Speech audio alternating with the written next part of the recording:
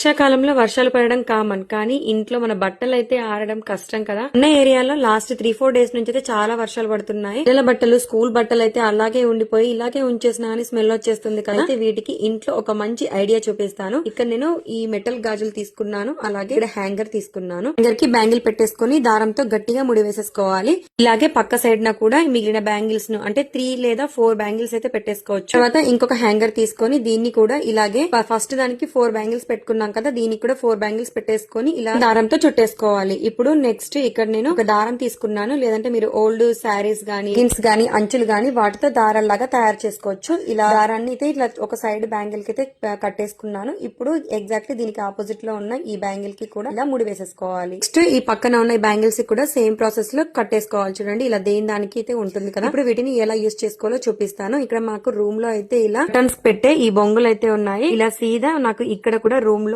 ఈ పక్క ఆ పక్క 2 ఉన్నాయి చూడండి. ఇలా నేనైతే ఈ హ్యాంగర్ ఈ సైడ్ ఒకటి ఆ సైడ్ ఒకటి ఇలా తగిలించేసుకున్నా. చూడండి మనకు దండెం అయితే తయారైపోయింది.